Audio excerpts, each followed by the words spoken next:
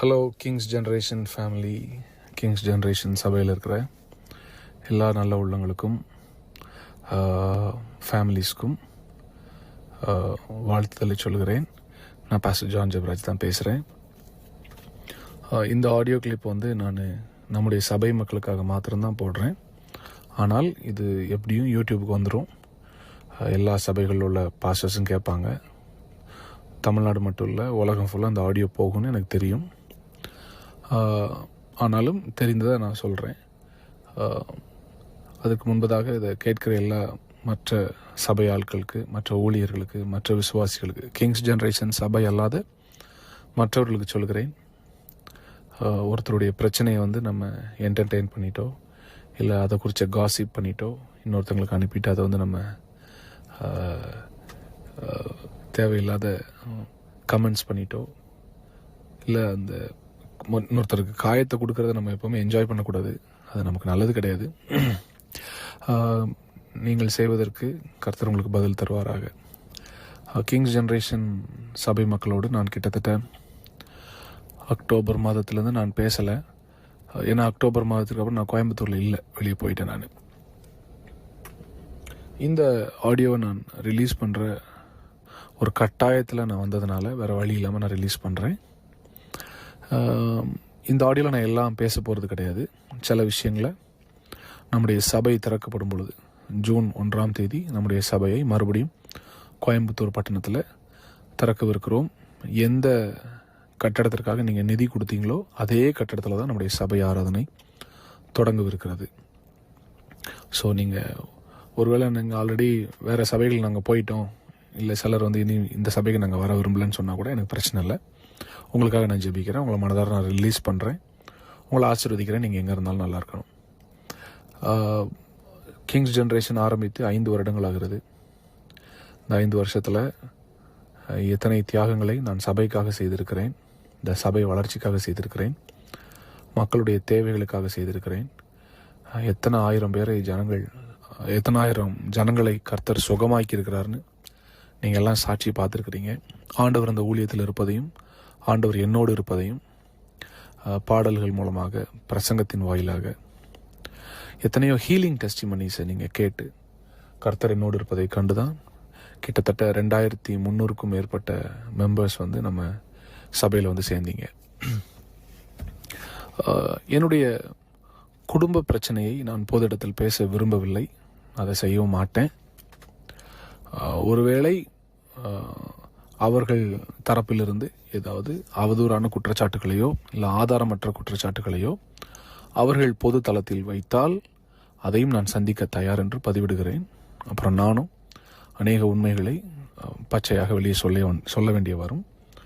அதற்கு எதிர்த்தரப்பினர், என்னுடைய ரீமாவுடைய குடும்பத்திலேருந்து அவங்க செய்ய மாட்டாங்க, கொஞ்சம் டீசெண்டாக நடந்துக்கிடுவாங்க நான் நினைக்கிறேன்.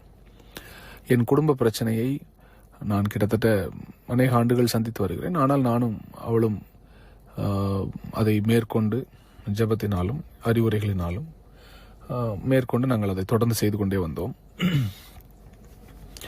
அந்த பிரச்சனையை நான் அவசியப்படும் பொழுது சொல்கிறேன்னு சொல்லிட்டேன். அண்ட் பொது வளத்தில் நான் சொல்ல மாட்டேன், பொது தளத்தில் நான் சொல்ல மாட்டேன். நான்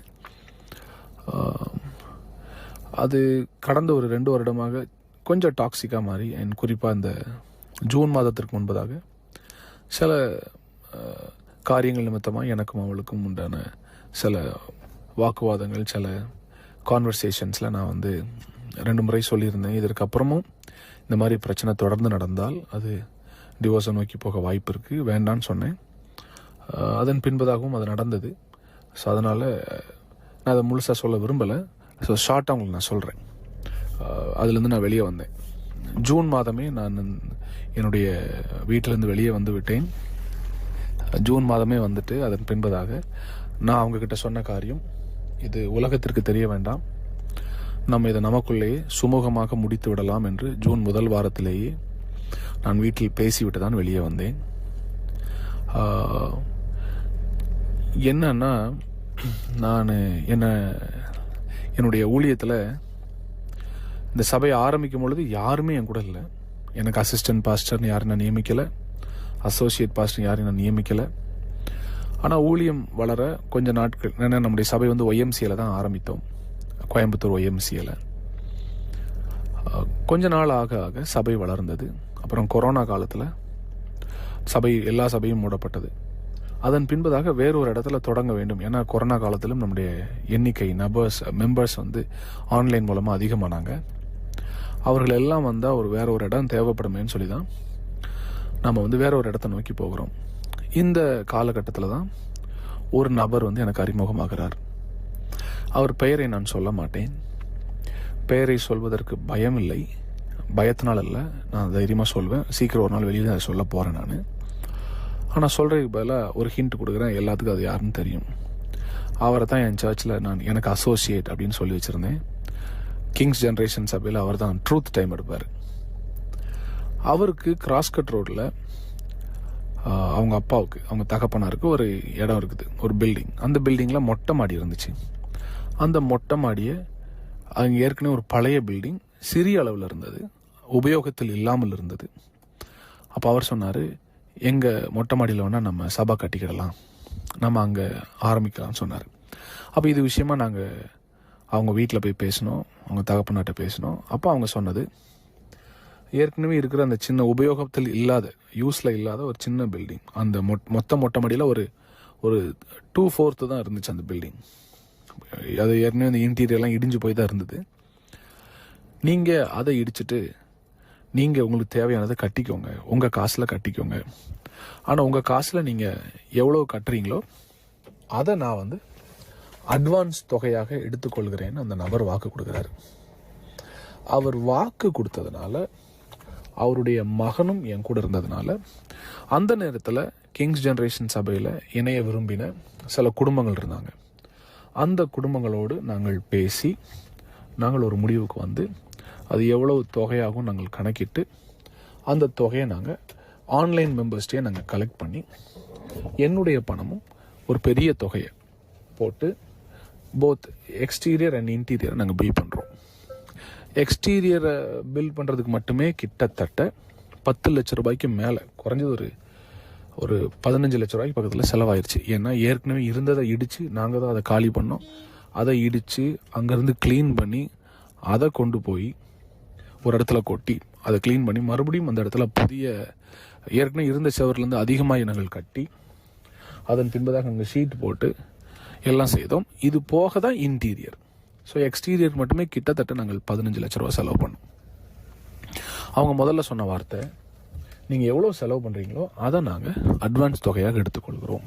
இதை சொல்லும்போது அவர் பையன், அதாவது என்னுடைய அசோசியேட் பாஸ்டர் என் கூட இருந்தார். அவர் இருக்கும்போது நாங்கள் வந்து கட்டுறோம். அப்புறம் பத்திரம் போடுற அன்னைக்கு எவ்வளவு செலவாச்சுன்னு போய் சொல்கிறோம். ஆனால் அவங்க அப்பா வந்து வெறும் 2 லட்ச ரூபாய்க்கு அந்த அக்ரிமெண்ட்டை போட்டு கொண்டு வராரு.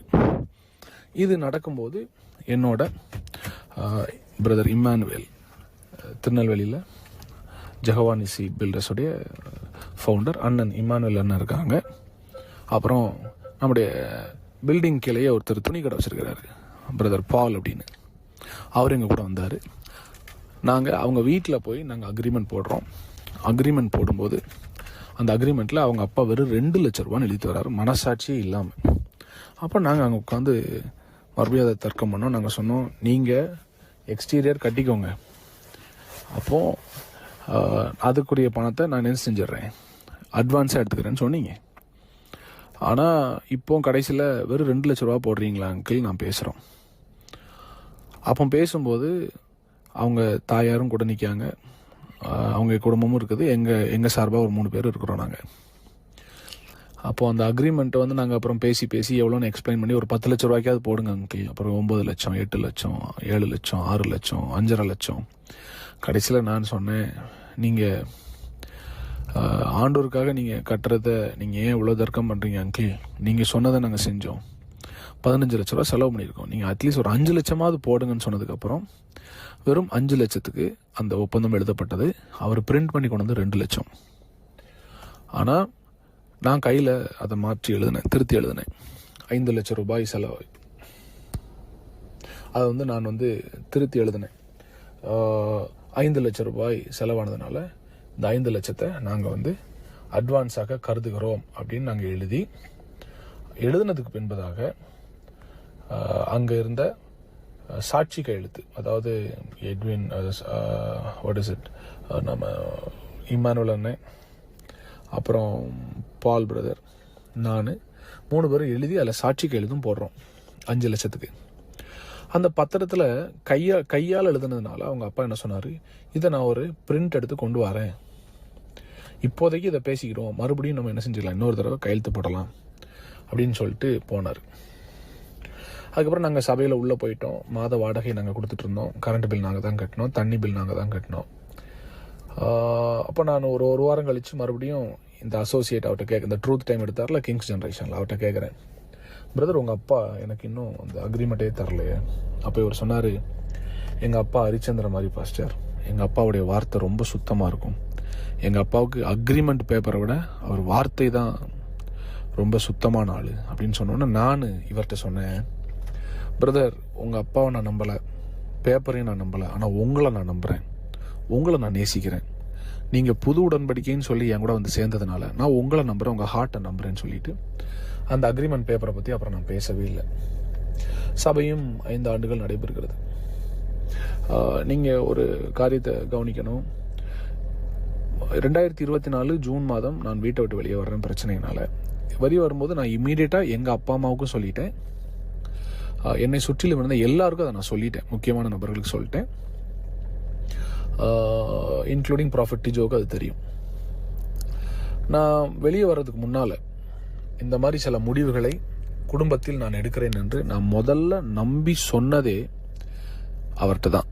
யார், என் கூட அந்த அசோசியேட்டாக இருந்தார்ல ஒருத்தர், இந்த ட்ரூத் டைம் பேசுகிறவர், கிங்ஸ் ஜென்ரேஷனில் வாக்கு மாறாத குடும்பத்தை சார்ந்தவர், பொய் சொல்ல தெரியாத ஒரு குடும்பம், அவர்கிட்ட தான் நான் ஃபஸ்ட்டு சொல்கிறேன், இந்த மாதிரி என்னுடைய குடும்பத்தில் ஒரு சிறிய பிரச்சனை போகுது, இந்த மாதிரின்னு சொன்னோன்னா அவர் ஃபஸ்ட்டு சொன்ன வார்த்தை, பாஸ்டர் நீங்கள் என்ன முடிவு எடுக்கிறீங்களோ நாங்கள் உங்கள் கூட இருக்கிறோம், நாங்கள் சபையாக நிற்கிறோன்னாரு.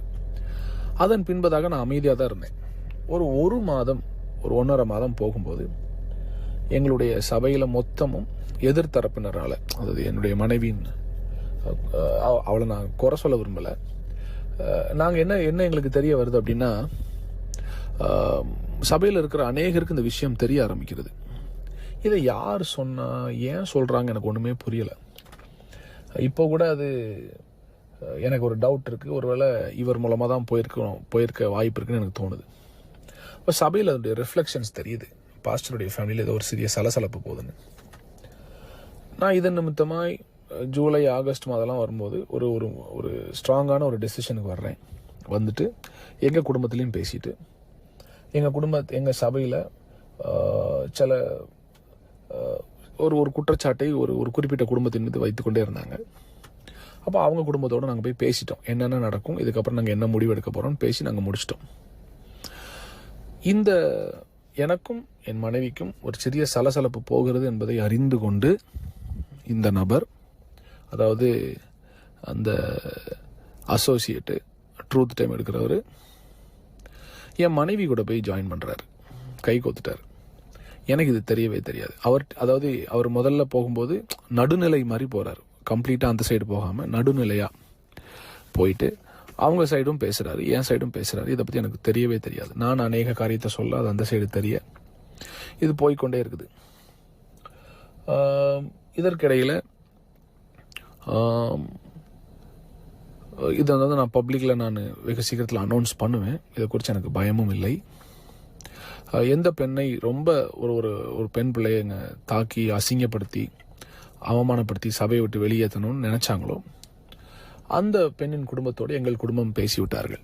ஒருவேளை இது டிவோர்ஸ் ஆனால் என்ன செய்யலாம், நம்ம அடுத்த திருமணத்தை நம்ம செய்து கொள்ளலாம், அது வரைக்கும் நமக்குள்ளே இது இருக்கட்டும்னு சொல்லி நாங்கள் உள்ளதான் பேசி வச்சுருந்தோம். அப்போ என்னோட சபையில் சில வாலிபர்கள் ரொம்ப க்ளோஸாக இருப்பாங்க. அதில் குறிப்பாக ஒரு நபர் வந்து எனக்கு அடிக்கடி என் கூட வெளியில் டிரைவராக வருவார், கார்லாம் ஓட்டுவார். நான் அவங்க பேரை சொல்லலாமா வேண்டாமான்னு யோசித்த போது என் மனசாட்சி சொன்னிச்சு, நீ ஒரு நாள் அதை காண்பித்து கொடுக்காத, கர்த்தர் பார்த்து கொள்வார், ஆண்டவர் இதை செய்வார். நான் இந்த ஆடியோவுடைய முடிவில் என்னென்ன சில காரியங்களை கர்த்தர் ஏற்கனவே செய்ய ஆரம்பித்து விட்டார் என்பதை நான் சொல்கிறேன். அது நிச்சயமாய் உங்களுக்கு தெரிய வரும். அப்போ நாங்கள் குடும்பமாக ஆல்ரெடி இதை பேசி முடித்ததுனால நாங்கள் சேர்ந்து வெளியே போவதுண்டு, தனியில் சேர்ந்து வெளியே போவதுண்டு. போகும் பொழுது ஒரு அக்கேஷனில் என் கூட 5-6 ஃபேமிலிஸ் இருக்கிறாங்க, எல்லாருமே பொது இடத்துல இருக்கும் பொழுது ஒரு பர்த்டே ஃபங்க்ஷனில் நான் எதேர்ச்சியாக கொடுத்த ஒரே ஒரு முத்த காட்சி, அது ஒன்றும் இல்லை, ஒரு ரொம்ப ஃபார்மல் கிஸ். அது நீங்கள் இது கொச்சையாக எனக்கு தெரியும், இதை நிறைய பேர் யூடியூப்பில் டைட்டில்லாம் போடுவீங்க. நீங்கள் போட்டாலும் எனக்கு பிரச்சனை இல்லை. ஏன்னா நான் மறுபடியும் இதை நானே என்னுடைய சேனலில் இந்த வீடியோ நான் போடுறேன். இது போட்டதுக்கப்புறம் நிறைய பேருக்கு பதில் தெரியும். அந்த வீடியோவை என் டிரைவர் கையில் வச்சிருக்கிறார். பிரியமானவர்களே, இந்த பிரச்சனை ஒரு பக்கம் போயிட்டு இருக்கும்போது எதிர்த்தரப்பினர்லேருந்து என் சைடில் இருந்த சில வாலிபர்கள் அவங்க பக்கத்தில் போகிறாங்க. காரணம் எல்லாமே எங்கள் கூட க்ளோஸாக தானே இருந்தாங்க. இருக்கும்போது அதில் ஒரு வாலிப தம்பி இருக்கான். அவங்க அப்பா ஒரு சர்ச்சு பாஸ்டர். அவர் அடுத்து நான் இந்த ஆடியோ இதோட முடியாது, ஒரு 2-3 ஆடியோஸ் நான் போடுவேன். அதில் சில ஆடியோஸ் நான் இந்த துரோகம் செய்த சில வாலிபர்களுடைய அப்பா அம்மா கிட்ட நான் நேரடியாக பேச போகிறேன். பேசி இது எப்படிப்பட்ட சாபத்தை கொண்டு வரும், இது எப்படிப்பட்ட காரியத்தை உங்கள் பிள்ளைகள் செய்திருக்கிறாங்க நான் நேரடியாகவும் யூடியூப்லேயும் நான் பேசுவேன். பட் ஒரு நாளும் பேர் சொல்ல மாட்டேன். அவங்க எல்லாம் கூட சேர்ந்துட்டு எப்படியாவது என்னை பழி வாங்க வேண்டும், என்னை தீர்த்து கட்ட வேண்டும் என்று என்னை ஒரு இது பண்ணுறாங்க. அப்போ நீங்கள் யோசிப்பீங்க, எதுக்கு அவங்கள பழி வாங்குறாங்க? அவர்கள் சில காரியத்தில் மாட்டி நான் அதை எங்களுக்குள்ளேயே பேசி முடித்தோம். ஆனால் நான் அதை வெளியே சொன்னதாக அவர்களிடத்தில் போய் யாரோ சொல்லிட்டாங்க. அதுவும் இந்த நபராகத்தான் இருக்கும் என்று எனக்கு இப்போ எல்லாம் சந்தேகம் வருகிறது. கடைசியில் அவங்க ஒரு டீமாக சேர்றாங்க. இவங்க எல்லாம் சேர்ந்து இந்த ஒரு வீடியோ மட்டும்தான் அவங்க சைடில் இருக்குது. என் கூட டிரைவராக இருந்த இந்த தம்பி கொஞ்ச நாளில் நம்ம அசோசியேட் கூட போய் சேர்றாரு. ஏன் சேர்றாருன்னா இன்னொரு பிரச்சனையை அவங்க கிளப்புறாங்க. எனக்கும் வேற ஒரு பெண்ணுக்கும் தொடர்பு என்று. அதுக்கு ஒரு ஆதாரம் கிடையாது, ஒரு சாட்சி கிடையாது. அந்த பொண்ணும் அதுக்கு ஒத்துக்கல, நானும் அதுக்கு ஒத்துக்கல. ஒரு வாட்ஸ்அப் மெசேஜோ ஒரு கால்ஸோ ஒன்றும் கிடையாது. ஆதாரமற்ற ஒரு பெரிய அபாண்டமான ஒரு பழியை என் மீதும் அந்த பெண் மீதும் போடுறாங்க. இன்ஃபேக்ட் நான் தான் அவங்க 2 பேருக்கும் கல்யாணம் பண்ணி வச்சேன். நான் தான் அவங்க கூட நின்று எல்லாம் பண்ணியிருக்கிறேன். அவங்க என்னை அப்பான்னு தான் கூப்பிடுவாங்க. அந்த பெண்ணோட என்னை தொடர்பு படுத்தி பேசின உடனே நான் இமீடியட்டாக நான் அவங்க வீட்டில், அந்த பையன் பொண்ணு வீட்டில் தான் நான் தங்கியிருந்தேன் கொஞ்சம் நாட்கள், கொஞ்சம் மாதங்கள் கூட சொல்லலாம். நான் தனியாக இல்லை, அந்த வீட்டில் பெரியவர்களும் தங்கியிருந்தார்கள். இந்த குற்றச்சாட்டு வந்த அன்னைக்கே நான் அந்த வீட்டை காலி பண்ணிவிட்டு நான் வெளியே வந்துட்டேன். வெளியே வந்து நான் வேற ஒரு இடத்துக்கு போயிட்டேன். வீட்டை விட்டு அநேக நாட்கள் வெளியே இருந்த நான் மறுபடியும் செப்டம்பர் மாதம் இந்த பிரச்சனைகள் அதிகமாகிறது போல தோணுன உடனே சரி, சபையை காப்பாற்ற வேண்டும், ஊழியத்தை காப்பாற்ற வேண்டும், நம்முடைய பர்சனல்னா கூட நம்ம என்ன செஞ்சிடலாம், பல்ல கடிச்சிட்டு நம்ம வாழ்ந்துடலாம், நம்ம பிள்ளைக்காக நம்ம என்ன செஞ்சிடலாம், அமைதியாக போயிடலான்னு சொல்லிட்டு மறுபடியும் ப்ராஃபட் டிஜோ என்னை பார்த்து பேசுகிறாரு. அந்த ஒரு காரணத்தினால நான் திருப்பி நான் வீட்டுக்கு போயிட்டேன். நான் வீட்டுக்கு போனதுக்கப்புறம் தான் தெரியுது பிரச்சனை இன்னும் முடியலை. காரணம், அதற்குள்ளாக இந்த அசோசியேட்டு இந்த பசங்களை கையில் வச்சுட்டு, எதிர்த்தரப்பினர் மற்ற ஆட்களையும் கையில் வச்சுட்டு ஏற்கனவே சபையை அபகரிக்க திட்டமிட்டதால் நான் வீட்டுக்கு திரும்பி போனதுக்கு பின்பதாகவும் அவர்கள் என்னை நிம்மதியாக வாழ விடவில்லை. ஏன்னா நான் டெஸ்ட் பண்ணுறேன் வீட்டில். எடுத்த உடனே நான் உள்ளே போயிட்டு எல்லாத்தையும் செய்யலை. எனக்கு I need at some time. நான் சொன்னேன் எனக்கு கொஞ்சம் டைம் வேணும், எனக்கு ஒரு மாதமாவது எனக்கு டைம் வேணும். ஏன்னா நிறைய பாதிப்புகளை இந்த 3-4 மாதங்களில் சபைக்குள்ளே நீங்கள் கொண்டு வந்துட்டீங்க. அவதூறாக பேசி அநேகருக்கு கெட்ட பேர், எனக்கும் கெட்ட பேர் கொண்டு வந்துட்டீங்க, நிறைய பேர் கெட்ட பேர் கொண்டு வந்துட்டீங்க. அப்போ என் தரப்பில் எனக்காக நின்று என்னுடைய சபை மக்களுக்கும் நிறைய கெட்ட பேர் கொண்டு வந்துட்டீங்க, அவங்களையும் அசிங்கமாக பேசிட்டீங்க. இந்த காயம் ஆறுவதற்கு எனக்கு ஒரு மாதமாவது டைம் வேணும்னு சொல்லிட்டு என் மனைவிட்ட நான் சொல்லிட்டு நான் வீட்டிலே தான் இருக்கிறேன். ஆனால் வீட்டுக்குள்ளே நான் பேசுகிற எல்லா காரியத்தையும் ஏற்கனவே இவர்கள் கூடி திட்டம் பண்ணாங்களா அந்த டீமுக்கு எல்லா அப்டேட்ஸும் போயிட்டே இருக்கு. அப்போ திடீர்னு எனக்கு ஒரு மிரட்டல் வருது, நாங்கள் உன்னைய கொலை பண்ண போகிறோம் அப்படின்னு சொல்லிட்டு. நான் சொன்னேன், கொலை பண்ணால் நீங்கள் வாங்கப்பா, இந்த மாதிரி இந்த அட்ரஸில் தான் நான் இருக்கேன், வந்துட்டு போங்கன்னு சொல்கிறேன். அதன் பின்பதாக இல்லை என்ன பண்ணன்னு தெரியுமா, அவன் பொண்ணு மேலே கை வச்சுட்ட, அவன் ஒய்ஃப் மேலே கை வச்சுட்டேன்னு ஏதோ ஒரு அசிங்கமான ஆதாரமற்ற குற்றச்சாட்டுகளை கொண்டு வரும்போது தான் நான் அதை கொஞ்சம் தீவிரப்படுத்தி சரி கொஞ்ச நாள் நம்ம சபை ஊழியத்திலிருந்து ரெஸ்ட் எடுத்துகிட்டு இந்த சபையை எனக்கு அசோசியேட்டாக இருக்கிற அதே நபர் அவர் தான் கெட்டவர்னு தெரியாமல் அவர்கிட்டே கொடுத்துட்டு கொஞ்சம் வெளியே போயிட்டு ஒரு 1 year கேப் எடுத்துகிட்டு ஒரு ப்ரேயர் பண்ணிவிட்டு சரி நம்ம எல்லா விஷயத்தையும் செட் பண்ணிவிட்டு திருப்பி வரலான்னு சொல்கிறேன். ஆனால் இவர்கள் சொல்கிற எந்த குற்றச்சாட்டுக்கும் ஆதாரமே கிடையாது. சொல்லப்போனால் அந்த ஒரு பையனை வந்து ஒரு பையனை வச்சு என்னை மிரட்டினார்ல அந்த அசோசியேட்டு, கொலை பண்ணிடுவேன் அப்படி பண்ணிடுவேன். அந்த பையன் பாவம், ஆக்சுவலாக அவன் பாவம். அவனுக்கு வந்து என்னை ரொம்ப நேசித்த பையன்.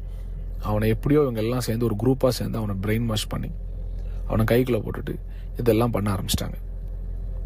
இப்போது அக்டோபர் மாதம் 22ஆம் தேதி என்னுடைய பர்த்டேக்கு ஒரு நாளைக்கு முன்னால் இந்த குரூப், அதாவது இவங்க வந்து சாதாரண குரூப் கிடையாது, பெரிய சைக்கோ குரூப். இவங்க வந்து ஒரு மனிதனை எப்படி அவன் மனநலத்தை பாதிக்க வச்சு அவனை வந்து அணுவாக கொன்று அவனை மென்டலி அவனை மன அளவிலும் அவனை கொன்று அவன் உணர்ச்சிகளையும் கொன்று கிட்டத்தட்ட தற்கொலைக்கு நேராக அவனை வழிநடத்துகிற அளவுக்கு கெப்பாசிட்டி உள்ள ஆட்கள் இவங்க.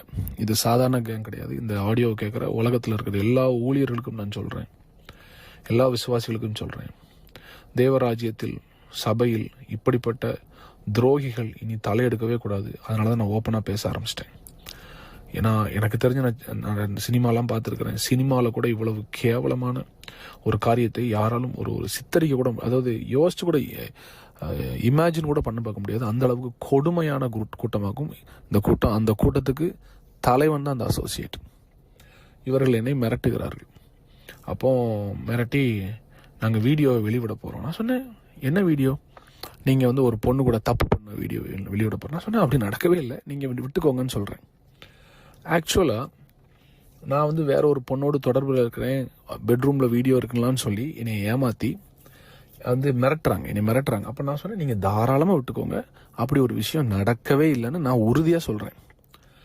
ஏன்னா என் கூட இருந்த டிரைவரு, நம்ம ஏற்கனவே எங்கள் குடும்பமாக பேசியிருக்கோம்ல, இந்த குடும்பம், இந்த ஃபேமிலி, அந்த பொண்ணுக்கு வந்து அவங்க அந்த பர்த்டே அன்னைக்கு நம்ம முத்தம் கொடுத்ததை அந்த வீடியோ மட்டும் தான் இவன் கையில் இருக்குது. இவன் போய் அவங்க கூட சேர்ந்துட்டான்னு எனக்கு தெரியவே இல்லை. ஆனால் அவங்க வேற சில குற்றச்சாட்டுகள்லாம் சொல்லும்போது நான் சொன்னால், தைரியமாக நீங்கள் என்ன செய்யுங்க, வீடியோவை ரிலீஸ் பண்ணுங்கள். அப்படி ஒன்று நடக்கவே இல்லை, நான் சந்திக்க தயார்னு சொல்லிட்டேன். அதுக்கப்புறம் 21ஆம் தேதி நைட்டு 11 மணிக்கு எனக்கு இந்த சம்மந்தப்பட்ட இந்த பெண்ணுடைய குடும்பத்திற்கு, எங்கள் அப்பா அம்மாவுக்கு, என் தம்பிக்கு, இந்த பொண்ணுடைய அப்பா அம்மாவுக்கு, அப்போ என்னோடு இருக்கிற எனக்கு துணைன்னு இருக்கிற சில ஊழியக்காரர்களுக்கு என்ன செய்கிறாங்கன்னா, இந்த பர்த்டே ஃபங்க்ஷனில் நான் கொடுத்த அந்த முத்தம் கொடுத்த அந்த வீடியோவை மட்டும் அனுப்புகிறாங்க. அது ரொம்ப கவர்ச்சியான ஆபாசமான வீடியோலாம் கிடையாது, ரொம்ப சாதாரணமாக ஒரு வீடியோ, முத்தம் கொடுக்குற ஒரு வீடியோ. ஆனால் அந்த டைமில் நான் இந்த நியூஸை உலகத்துக்கு சொல்லாததுனால திடீர்னு ஒருத்தன் வெளியில் வந்துட்டு இந்த மாதிரி பாஸ்டர் வந்து ஒரு பொண்ணோட இருக்கிறான்னு சொன்னால் எல்லாரும் என்னை தப்பாக நினைப்பாங்கன்னு சொல்லிட்டு தான் நான் அதுக்கு பயந்து போய் நீங்கள் அதை ரிலீஸ் பண்ணாதீங்கடான்னு சொன்னேன். அதை வச்சு என்னை மிரட்டி அதுக்கு பின்பதாக என்ன செய்கிறாங்கன்னா, 21ஆம் தேதி என் பர்த்டே அன்னைக்கு நைட் 21ஆம் தேதி இந்த வீடியோவை எல்லாருக்கும் அனுப்புகிறாங்க. இது எல்லாருக்கும் தெரியும், என் மனைவி உள்பட. 21ஆம் தேதி நைட்டு 11:45 என்னை ஃபோன் பண்ணி சொல்கிறா, நீ உயிரோடு இருக்காது, நீ செத்துரு. இந்த வார்த்தையெல்லாம் கேட்கும்போது எனக்கு ரொம்ப கஷ்டமாக இருந்தது. ஒரு பக்கம் ஊழியம் போயிட்டுருக்குது, ஒரு பக்கம் நான் பாடல் எழுதிட்டுருக்கிறேன், அது பண்ணுறேன், நிறையா சேலஞ்சஸை நான் ஃபேஸ் பண்ணிட்டு இருக்கிறேன். அப்போது இவங்களும் ஒரு பெரிய டீமாக சேர்ந்துட்டு என்னை பழி வாங்க நினைக்கும் போது நான் கிட்டத்தட்ட செத்த பணமாகத்தான் தெரிந்தேன். எனக்கு ஒரே ஆறுதல் தேவ பிரசன்னம் மட்டும்தான். நான் ஆண்டவர்கிட்ட போய் அழுவேன், ஆண்டவரே நான் இது தப்பாக செஞ்சேன், இது ரைட்டாக செஞ்சேன், என்ன இருந்தாலும் நீங்கள் என்னை பார்த்துக்கோங்க, நான் ஒரு நாளும் மனிதர்கள் என்னை பழி வாங்கவோ இதை பயன்படுத்தி என்னை அழிக்க நினைத்தால் அதுக்கு நீங்கள் ஒரு நாள் நீங்கள் சம்மதிக்க மாட்டீங்கன்னு தெரியும் ஆண்டவரே, நான் ஆண்டவர்கிட்ட சொல்கிறேன். 21ஆம் தேதி நைட்டு என் பர்த்டே கெடுப்பதற்காகவே கரெக்டாக இவங்க என்ன பண்ணுறாங்கன்னா ஒரு வீடியோ ரிலீஸ் பண்ணுறாங்க. இந்த வீடியோவை முக்கியமான ஆட்களுக்கும் எனக்கும் அதை ஃபார்வர்ட் பண்ணுறாங்க. நீங்கள் நல்லா கவனிங்க. அதன் பின்பதாக 22ஆம் தேதி என் பர்த்டே நான் ஒழுங்காக கொண்டாடலை, நிம்மதியாக நான் இல்லை. ஆக்சுவலாக கொஞ்சம் கஷ்டமாக தான் இருந்துச்சு எனக்கு இப்போ கூட அதை நினச்சி அழுக வருது. பட் பரவாயில்ல. 27ஆம் தேதி சண்டே, 27ஆம் தேதி சண்டே. ஸோ என்னுடைய பர்த்டேக்கு ஒரு வாரத்துக்கு முன்பதாகவே என் சபையிலிருந்து குறிப்பாக இந்த அசோசியேட்டும் அவருடைய மனைவியும் எங்கள் சபை குரூப்பில், வாட்ஸ்அப் குரூப்பில் ஒரு மெசேஜ் போடுறாங்க. எங்களுக்கும் இந்த சபைக்கும் இனி சம்பந்தம் இல்லை அப்படின்னு ஒரு மெசேஜ் போடுறாங்க. இதை பார்த்துட்டு நான் மனவேதனைப்பட்டு அவருக்கு கூப்பிட்டோன்னே அவர் சொன்னார், இல்லை நாங்கள் ஆல்ரெடி முடிவு எடுத்துட்டோம். நான் சொன்னேன், எதற்காக நீங்கள் முடிவு எடுக்கிறீங்க? நீங்கள் இதில் வெளியே போகிறதுக்கு என்ன சம்மந்தம்? இல்லை ஜனங்கள் எங்ககிட்ட கேள்வி கேட்குறாங்க. நான் சொன்னேன், யார் கேள்வி கேட்டாலும் பாஸ்டர்கிட்ட பேச சொல்லுங்கள், என்கிட்ட பேச சொல்லுங்கன்னு சொன்னேன். ஆனால் இவர் தான் தலைவன் எனக்கு தெரியாமல் நான் அவர் சொன்னதை நம்பிட்டு சொன்னேன், சரி பிரதர், ஒருவேளை நீங்கள் இந்த ஊழியத்தை விட்டு வெளியே போகிறீங்கன்னா பார்த்து போய்க்கோங்க, பட் நான் உயிரோடு இருக்கிற வரைக்கும் ஊழியம் பண்ணுவேன், நான் ஊழியத்தை செஞ்சுக்கிறேன், நான் பார்த்துக்கிறேன்னு சொல்லிட்டு விட்டுட்டேன். 2 வாரத்துக்கு முன்பதாகவே இந்த சபையின் ஊழியத்திலிருந்து விடுபடுகிறேன் என்று சொன்ன இந்த நபர் அந்த பசங்கள் கூட தான் கான்டாக்டில் இருந்தார். இன்ஃபேக்ட் அந்த ஒரு தம்பி வந்து என்னை ஒரு நாள் நைட் ஃபோன் பண்ணி உன்னை கொலை பண்ணிடுவேன், அதை பண்ணிடுவேன்னு சொல்லும்போது அதுக்கு கான்ஃபரன்ஸ் கால் போட்டு தந்ததே இவர் தான். அப்போ இவரோடு தான் அவங்க எல்லாமே கனெக்ஷனில் இருக்கிறாங்க. ஒரு பெரிய நாடகம் என்னை சுற்றி அரங்கேறி கொண்டு இருக்கிறது. எனக்கு வந்து இதை கிரகிக்க முடியல.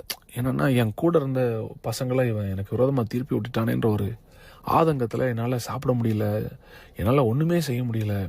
ரெண்டாவது ஒரு பதட்டம் இருந்தது. இதை கேட்குற எல்லா ஊழியர்களுக்கும் வந்து இந்த பதட்டம் வந்து வந்திருக்கணும். அதாவது உங்களுக்கு இப்படி ஒரு சம்பவம் நடந்தால், உங்களுக்கு வாழ்க்கையில் இந்த மாதிரி ஒரு காரியம் நடந்துச்சுன்னா, இப்படி ஒரு குரூப் உங்கள் சர்ச்சில் வந்து உங்கள் வீடியோ ரிலீஸ் பண்ண போகிறோன்னு சொன்னால் உங்கள் மனநிலைமை எப்படி இருக்குன்னு யோசிச்சு பாருங்கள். இல்லை உங்கள் பிள்ளைகளுக்கு இப்படி நடந்திருந்தால் அது எப்படி இருக்குன்னு யோசிச்சு பாருங்கள். நான் வந்து ரொம்ப வேதனைப்பட்டு என்னால் சாப்பிட முடியல, தூங்க முடியல. ஒரு பக்கம் வந்து குடும்பத்தில் போகும் இந்த பிரச்சனை, ரெண்டாவது சபையில் போகும் இந்த பிரச்சனை. ஆனாலும் சபை ஒரு பக்கம் வளர்ந்துட்டே இருக்குது. வார வாரம் ஹீலிங் டெஸ்டிமனிஸ் நடக்குது. கர்த்தர் என்னை கைவிடவே இல்லை, கர்த்தர் என் கூட இருக்கிறார். சபையிலிருந்து விடுபடுகிறேன் என்று சொன்ன இந்த நபர் கரெக்டாக பிரச்சனை நடந்த அன்று நான் வந்து 26ஆம் தேதி வீட்டிலேருந்து கிளம்பி மதுரைக்கு போகிறேன். என் ஒய்ஃப்ட்ட சொல்கிறேன், நாளைக்கு நான் ஒரு கெஸ்ட் ஸ்பீக்கர் அரேஞ்ச் பண்ணிட்டேன், அவர் வருவார், எனக்கு கொஞ்சம் டைம் வேணும், ஒரு 2 மாதம் டைம் வேணும். நான் அவர் கையில் கெஸ்ட் ஸ்பீக்கராக வந்தது என் தம்பி பாஸ்டர் ஜெனில்குமார். அவர் கையில் கொடுத்துட்டு நீங்கள் சர்ச் நடத்துங்க தம்பி, நீங்கள் நடத்துங்க, எனக்கு ஒரு 6 மாதம் டைம் தாங்க, நீங்கள் நடத்துங்க, நான் திருப்பி வரேன்னு சொல்லிட்டு நான் போகிறேன். ஆனால் 26ஆம் தேதி நான் கிளம்பும்போது எனக்கு ஒரு ஹிண்ட்டும் இல்லை அடுத்த நாள் இவங்க சபைக்கு வர போகிறாங்க. 26ஆம் தேதி நான் ஊருக்கு கிளம்பி போனதுக்கப்புறம் நான் இல்லாததை தெரிந்து கொண்டு, அது எப்படி தெரிஞ்சாங்கன்னு, நான் ஊருக்கு போனதை ஒரு நபர்கிட்ட வீட்டில் மட்டும் தான் சொல்லிட்டு போனேன். ஆனால் இவங்க எல்லாத்துக்கும் நான் இல்லாதது எப்படி தெரியும்னு தெரில. உங்கள் எல்லாத்துக்கும் இப்போ புரிஞ்சிருக்கும், இவங்க எல்லோரும் ஒரே டீமாக செயல்பட்டுருக்காங்கன்னு. இவங்க ஒரே டீமாக செயல்பட்டு 27ஆம் தேதி நான் மதுரையில் காலையில் 7 மணிக்கு எந்திரிக்கும். எனக்கு ஃபஸ்ட்டு ஃபோன் கால் வந்து என் ஒய்ஃப் தான் கூப்பிட்றா, அந்த மாதிரி அந்த பசங்க வந்து சர்ச்சில் வந்து பிரச்சனை பண்ணுறாங்க. நான் சொன்னேன், எந்த பசங்க வர்றாங்க? இல்லை அந்த குறிப்பிட்ட ஒரு 3 பசங்களுடைய பேர் சொல்லி அவங்க வந்திருக்காங்க. என்ன பிரச்சனை பண்ணுறாங்க? ஏதோ ஒரு வீடியோ வச்சுருக்காங்க. என்ன வீடியோ வச்சுருக்குறாங்க?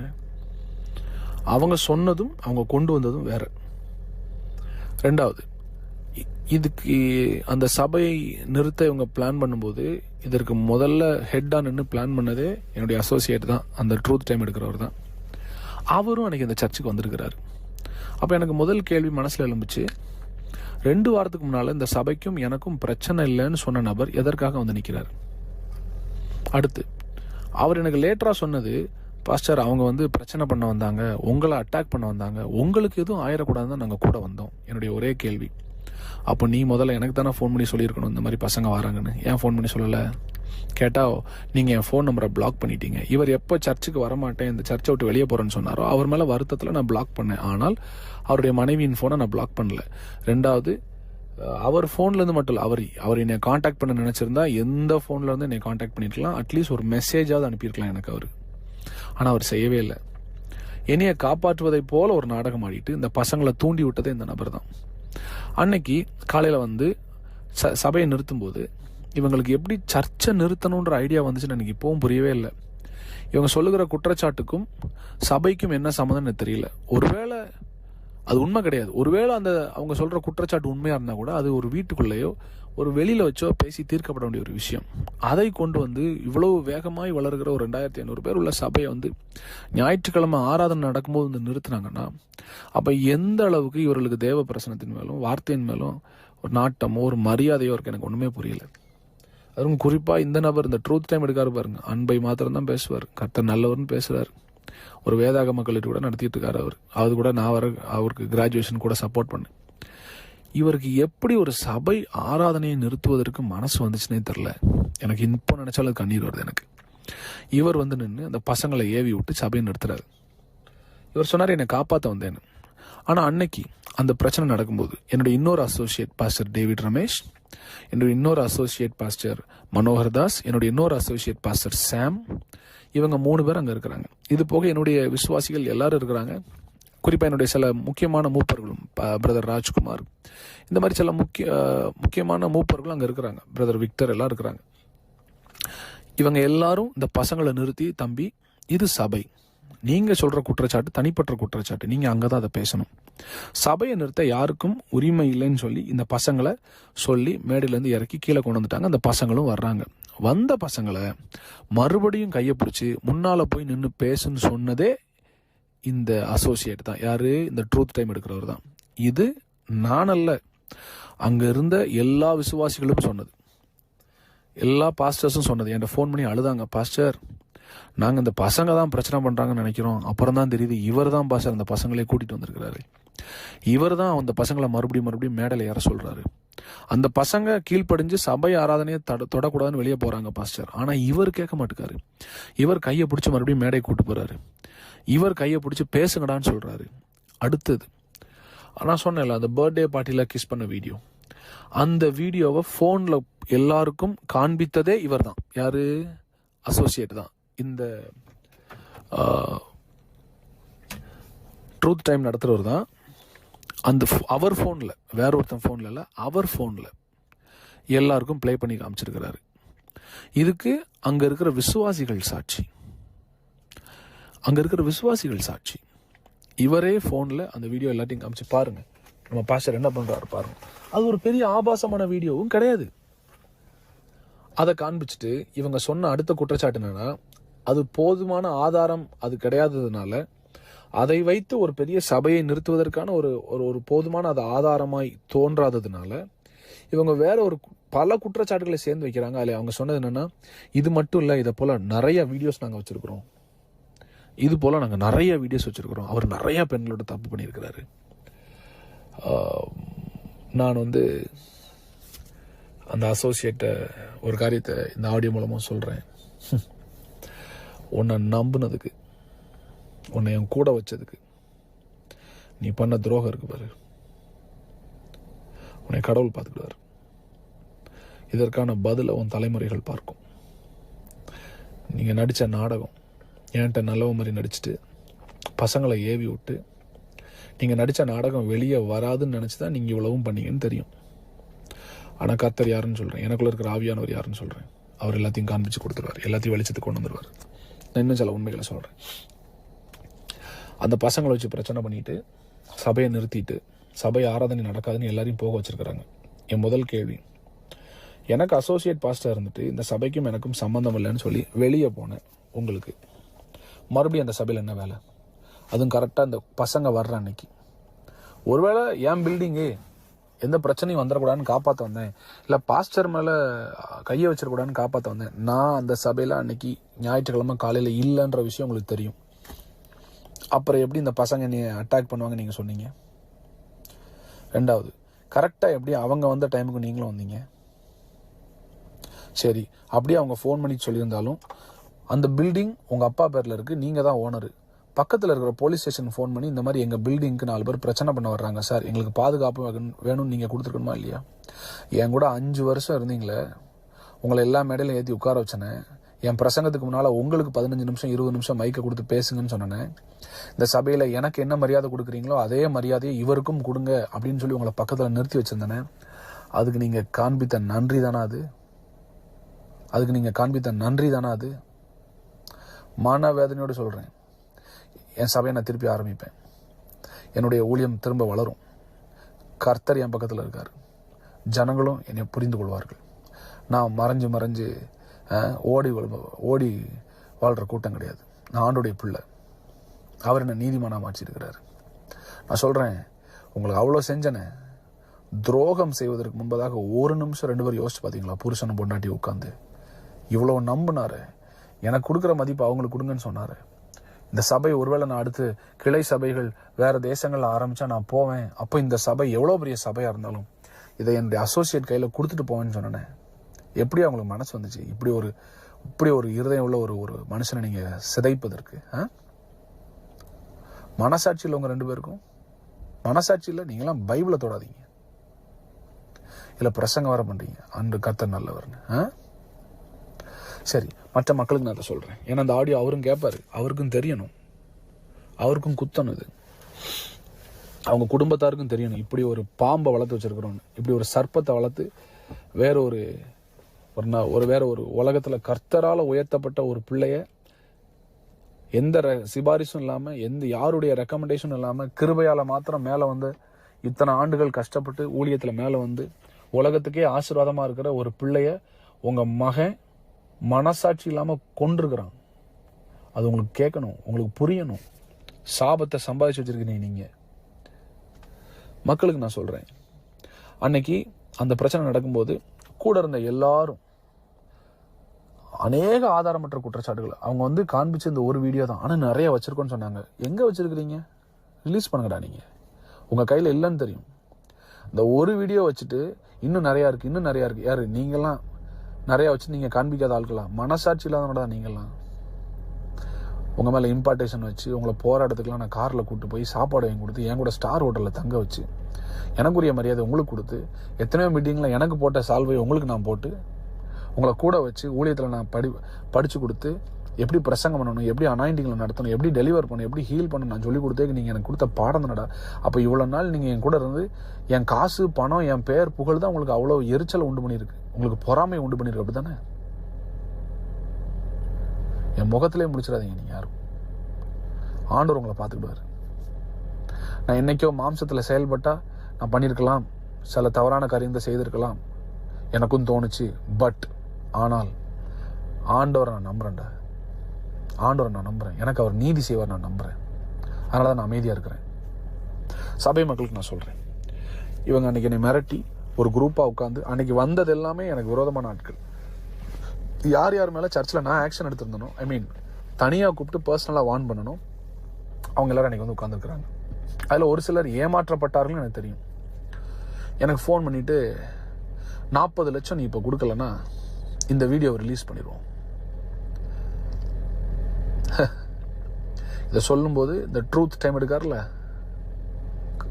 ட்ரூத் டைம் பைபிள் காலேஜ் நடத்தாருல ட்ரூத் டைம், அவரும் அங்கே நிற்கிறாரு. 40 லட்சம் கொடுக்கலன்னா, இந்த பசங்களை வச்சே பேசுகிறார், அவர் அமைதியாக நின்றுட்டு ஏவி மட்டும் விடுறாரு. 40 லட்சம் நீ கொடுக்கலன்னா உன்னை வந்து நாங்கள் இந்த வீடியோவை யூடியூப்பில் போட்டுருவோம். அப்போ நான் சொன்னேன், நீங்கள் போடுங்கடா, பிரச்சனை இல்லை, பார்த்துக்கலாம். நான் எதற்காக அமைதியாக இருந்தேன்னா, அந்த சம்பவம் நடக்கும்போது என் மனைவி அங்கேருந்து எல்லாத்துக்கும் தலையாட்டிகிட்டு இருந்தா. இந்த ஆடியோ அவளும் கேட்பான்னு எனக்கு தெரியும்.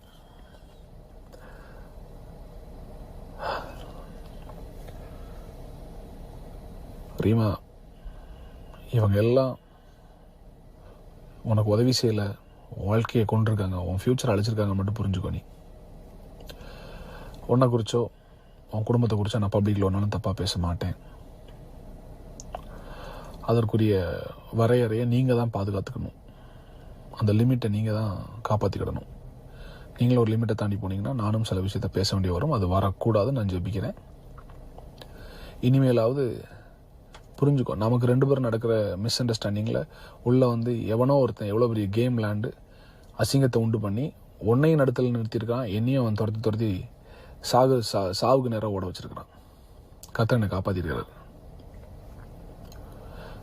உனக்கு ஒரு விஷயம் புரியணும், இந்த பிரச்சனைலாம் நடக்கும்போது எந்த ஒரு மனுஷனாக இருந்தாலும் அவனுக்கு முதல்ல தோன்றது செத்து போயிடலான்னு. எனக்கு கிட்டத்தட்ட 4-5 முறை தற்கொலை செய்கிற எண்ணம் வந்தது. டிப்ரெஷனில் இருந்தேன் 3 மாதமாக, சாப்பிடலை, 9 கிலோ கம்மியான உடம்புல. பட் ஸ்டில் ஒவ்வொரு நாளும் ஆண்டவர் பிரசனத்தில் உட்காந்து ஜெபம் பண்ணேன். நீ நினைப்ப இவ்வளோ தப்பாக பண்ணிட்டு அதை பண்ணுற, ஒன்றும் இல்லை அறியுமா, நம்ம 2 பேருக்கு தான் தெரியும் என்னென்ன தவறு நடந்துச்சுன்னு. என்னவா இருந்தாலும் அதை கர்த்தர் என்னை பார்த்துக்கிடுவார். மறுபடியும் சொல்கிறேன், ஒன்றை நான் பொது இடத்துல அசிங்கப்படுத்த மாட்டேன். நீயே ஒருவேளை வந்து வெளியில் என்னை பற்றி தப்பாக சொன்னாலும் I will never open my mouth to tell the world who you are, and I will never do that. Yeah, I love my son Zain. சபை மக்களுக்கு நான் சொல்கிறேன், அன்னைக்கு 40 லட்ச ரூபா டிமாண்ட் பண்ணுறாங்க, நான் கொடுக்க முடியாதுன்னு சொன்னேன்னா அன்னைக்கு சாயங்காலமே யூடியூப்காரங்களுக்கு ஃபோன் பண்ணி இந்த மாதிரி ஒரு பிரச்சனை போகுதுன்னு எனக்கு கொஞ்சம் கொஞ்சமாக கொடுக்குறாங்க, பெயின் கொடுக்குறாங்க. நான் சொல்கிறேன், அதாவது ஒரு மனுஷனுக்கு வந்து எவ்வளவு பெயினை தாங்கிக் கொள்வதற்கு பலன் இருக்குன்னு எனக்கு தெரியல. பட் நான் வந்து சில நாள் ஆண்டவர்கிட்ட நான் அழுது சொன்னேன், எனக்கு பலன் இல்லை ஆண்டவரே, எனக்கு பலன் இல்லை. எஸ், நான் சந்தோஷமான ஜான் ஜெபராஜ், ஆடி பாடுற ஜான் ஜெபராஜ் தேவ பிரசன்னத்தில். எஸ், உண்மை. நானும் மனுஷன் தானே, என்னால் முடியல ஆண்டவர். நான் ஒன்று ஆண்டவர்கிட்ட சொன்னேன், ஆண்டவரே ஒன்று என்ன எடுத்துக்கோங்க, இல்லை நாங்கள் வந்துடுறேன், என்னால் இங்கே முடியல ஆண்டவர். இதற்கிடையே இவங்க எல்லாரும் சேர்ந்து என்னுடைய ஆதரவாளர்கள், என் கூட நிற்கிற சில பெரிய ஊழியர்களுக்கு இவங்க ஏற்கனவே 1-2 மாதங்களுக்கு முன்பதாகவே இவங்க தனிப்பட்ட விதத்தில் ஃபோன் பண்ணி பேசி, இவங்க எல்லாரும் சேர்ந்து ஆமான்னு சொன்ன உடனே அவங்களும் நம்பி, இவங்க யாருமே இந்த பிரச்சனை நடக்கும்போது எனக்கு ஒரு ஃபோன் கூட பண்ணல. சிலர் ஃபோன் பண்ணி சில அறிவுரைகளை சொல்ல விரும்பினாங்க. இந்த பிரச்சனையை கேட்டு என்கிட்ட பேசாமல் போனேன், என்னை விட்டு தள்ளி போனேன், இனிமேல் அவர் யூஸ் பண்ணக்கூடாதுன்னு நினச்ச எல்லா ஊழியக்காரங்களுக்கும் ஒரு காரியத்தை சொல்கிறேன். இதுவரைக்கும் நீங்கள் காண்பித்த அன்புக்கு நன்றி. நீங்கள் எடுத்த முடிவு நல்லது. நான் மரண இருளின் பள்ளத்தாக்கில் போகும்போது என் கூட நிற்காம கண்மலை உச்சியில் மாத்திரம் என் கூட நிற்க விரும்பின உங்களுக்கு நான் ஒரு காரியத்தை சொல்கிறேன். இனி உங்கள் நட்பு எனக்கு தேவையில்லை. இந்த உலகத்தில் வாழ எனக்கு தெரியும். கர்த்தர் என் கூட இருக்கிறாரு. என்னை நேசிப்பதற்காக கோடிக்கணக்கான மக்கள் ஆண்டவர் வச்சிருக்கிறாரு. எஸ், வச்சிருக்கிறாரு. ஆண்டவர் எனக்காக யுத்தம் செய்வார். கர்த்தர் எனக்காக யுத்தம் செய்வார். ஒரு மனுஷனை மிரட்டி ஊழியத்தை எடுத்து குடும்பத்தை பிரித்து விட்ட அசோசியேட் பைபிள் காலேஜ் நிறுவனருக்கு சொல்கிறேன், ஆண்டோடைய பார்வையில் நீ செஞ்சது பெரிய துரோகம். கிருபையை பேசுகிறேன்னு சொல்லிட்டு என்னைய கவர் பண்ணுறதை விட்டுட்டு என் நிர்வாணத்தை வெளியில் காமிச்ச ஒன்று உன் குடும்பத்தை கர்த்தர் பார்த்துக்குவார். வயிறு எறிஞ்சு சொல்கிறேன், கர்த்தர் பார்த்துட்டு வரவனே. இதெல்லாம் நடக்கும்போது நான் எங்கள் ஊருக்கு போயிட்டேன். எங்கள் ஊரில் இருந்து நான் எல்லாத்தையும் டீல் பண்ணிகிட்டு இருக்கிறேன். நீங்கள் எல்லாம் புரிஞ்சுக்கோங்க. இந்த சபையை நானே கொடுப்பேன்னு சொல்லும்போது எனக்கு வேண்டான்னு சொல்லிட்டு போனேன் இந்த அசோசியேட் ட்ரூத் டைம் எடுக்கிறவர் கரெக்டாக அந்த சபை நிறுத்தப்பட்ட அடுத்த ஒரு வாரத்தில் சபை தொடங்குறாரு. சபை தொடங்கினவர் என்ன பண்ணார் அப்படின்னா, நம்ம சர்ச்சில் மீடியாவில் இருக்கிற எல்லா கான்டாக்டையும் கம்ப்யூட்டர்லேருந்து திருடிட்டு போய் அங்கே இருக்கிற நம்ம ஜனங்கள் ஜான் ஜெபராஜ்ன்ற பேரை பார்த்து சபைக்கு வந்த எல்லா விசுவாசிகளுக்கும் இவங்க மெசேஜ் அனுப்புகிறாங்க, நாங்கள் சர்ச் திறக்கிறோம் வாங்கன்னு. ஜனங்கள் வந்தார்களா? எஸ், ஆரம்பத்தில் ஒரு 70-80 பேர் வந்தாங்க. ஆனால் இப்போ நான் கேள்விப்பட்டேன் ஒரு 20-30 பேர் தான் போகிறாங்கன்னு. வந்தவங்ககிட்டலாம் இவர் என்ன சொல்லியிருக்கிறாரு, பாஸ்டர் திடுன்னு விட்டுட்டு போயிட்டாரு, வேறு வழி இல்லை, நான் சர்ச் நடத்துகிறேன், அவர் எப்போ வந்தாலும் அந்த சர்ச்சை நான் திருப்பி கொடுத்துருவேன். பிசாசுக்கு ஒரு வசனத்தில் ஒரு இது உண்டு, அவன் பொய்யனும் பொய்க்கு பிதாவுமாக இருக்கிறான். இவ்வளோத்த சொன்ன நீ ஏன்பா அன்னைக்கு இந்த வீடியோவை சபா மக்களுக்கு உன் ஃபோனில் காமிச்ச? 40 லட்ச ரூபா அவன் கேட்கும்போது பக்கத்தில் தான் நீ நின்றுட்டு இருந்த. சரி, சபையை மூடினீங்களே, சபையை மூடிட்டு சாவி எதுக்கு நீ உன் வீட்டுக்கு எடுத்துகிட்டு போன? உங்கள் அப்பா கட்டடம், நான் வாடகை கொடுக்குறேன், நான் அட்வான்ஸ் கொடுத்துருக்கேன், நான் தான் அந்த கட்டடத்தையே கட்டியிருக்கேன் மேலே மாடியில். சாவியை எடுத்துகிட்டு போகிறதுக்கு உனக்கு யார் அதிகாரம் கொடுத்தது? பொய் சாவியை எடுத்துகிட்டு போகல, சாவி அங்கே தான் இருந்துச்சு. எஸ், பூட்டப்பட்ட ஒரு நாள் தான் சாவி அந்த பாக்ஸில் இருந்துச்சு. நீ மறுநாள் வந்து சர்ச்சை பூட்டிட்டு நீ சாவியை வீட்டுக்கு கொண்டு போனதை நம்ம சர்ச்சில் இருக்கிற ஜோஸ்ன்ற தம்பியை தான் நான் நியமிச்சிருந்தேன். அந்த தம்பி எனக்கு ஃபோன் பண்ணி சொல்லிட்டான், இந்த மாதிரி அவர் வந்து சாவி எடுத்துகிட்டு வீட்டுக்கு போயிட்டாருன்னு. வீட்டுக்கு போனது மட்டும் இல்லை, அதுக்கப்புறம் நான் அந்த சர்ச்சில் இருக்கிற மொத்த இன்டீரியர்ஸை நான் தான் பண்ணியிருக்கிறேன். நம்முடைய PA சிஸ்டம், நம்முடைய மியூசிக் சிஸ்டம், நம்முடைய லைட்ஸு, டிவி, ஏசி எல்லாம் உள்ளே இருக்குது. அதை நான் கேட்குறேன், எனக்கு வேணும்னு கேட்குறேன். சாவி இவர் கையில் இருக்குது. நான் பொருளை திருப்பி கேட்டோன்னே அவர் சொன்னது, அவர் திரும்பி வந்தால் தான் கொடுப்போம். ஏன்னா இந்த வீடியோ வச்சு இவங்க மிரட்டினதுனால, எங்கள் சபை மக்கள்கிட்ட இந்த வீடியோவை போட்டு காமிச்சதுனால எனக்கு கூச்சம், எனக்கு வெட்கம், என் ஜனங்கள் என்னை வந்து என்ன நினைப்பாங்கன்னு சொல்லிட்டு நான் வந்து நொறுக்கப்பட்டு நான் வர முடியாத சூழ்நிலை. அப்போ நான் வேற ஒரு பிரதரை வச்சு தான், நம்முடைய சபையின் மூப்பர் பிரதர் ராஜ்குமார் வச்சு தான் நான் டீல் பண்ணுறேன். பிரதர் ராஜ்குமார், நீங்கள் வந்து இது பொருளை கேளுங்க. அதுக்கு அவர் சொன்னது, அதுக்கு வந்து அசோசியேட் அவர் ட்ரூத் டைம் எடுக்கிறவர் சொல்கிறாரு, அவர் நேரில் வந்து தான் சாட்சி இது பொருளை தருவேன். அப்புறம் நாங்கள் ஒரு லெட்டர் எழுதி கொடுக்குறோம், அஃபிஷியல் லெட்டர், என்னுடைய லெட்டர் எழுதி கொடுத்து என்னுடைய பொருட்கள்லாம் ரிலீஸ் பண்ணும். அதுக்கு அவங்க அப்பாவும் அவரும் சேர்ந்துட்டு அவர் வந்தால் தான் கொடுப்போம். இவங்க என்ன நினச்சிட்டாங்க, நான் வரமாட்டேன், அந்த பொருளையும் ஆட்டையை போட்டுடலாம் அப்படின்னு. கடைசியில் அந்த பொருளுக்கு ஒரு விலை பேசுகிறாங்க என்னுடைய மூப்பர்கிட்ட. எல்லா பொருளையும் சேர்த்து நாங்கள் ஒரு 1.5 லட்ச ரூபாய்க்கு எடுத்துக்கிறோம். என் PA சிஸ்டம் மட்டுமே 15 லட்ச ரூபா. கீபோர்டு, ட்ரம்ஸு, கிட்டாரு, உள்ள இருக்க full interior, extra speakers, TV, 3 TV, AC, 3 camera, computer, 2 computer, இன்னும் நிறைய பொருட்களுக்கு எனக்கு மனசில் வர மாட்டேங்குது. இப்போ இவ்வளோ நான் உள்ளே வச்சுருக்கிறேன். கிட்டத்தட்ட 40-50 லட்ச ரூபா பொருள் உள்ளே இருக்குது. 1.5 லட்ச ரூபாய் கேட்குறாரு. அப்போ நான் சொன்னேன், எனக்கு பொருள் வேணும். ஏன்னா எங்களுக்கு நிறைய சபை இருக்குது. இல்லை ஏதாவது கஷ்டப்பட்ட ஏழை ஊழியர்களுக்கு நான் கொடுத்துட்றேன். 1.5 லட்ச ரூபாய்க்கு நான் அதை ஏமாற விரும்பலை, எனக்கு வேணும்னு சொல்கிறேன். பொருளை கேட்டதுனால இவர் கையில் தானே சாவி இருந்தது. இவர் கையில் சாவி இருக்கும்போது எப்படி அந்த டிரைவர் வந்து, எனக்கு டிரைவராக ஓடினவன் சர்ச்சில் வந்து 2 ஏசியை தூக்கிட்டு போகிறான். சர்ச்சில் இருக்க கம்ப்யூட்டரை தூக்கிட்டு போகிறாங்க.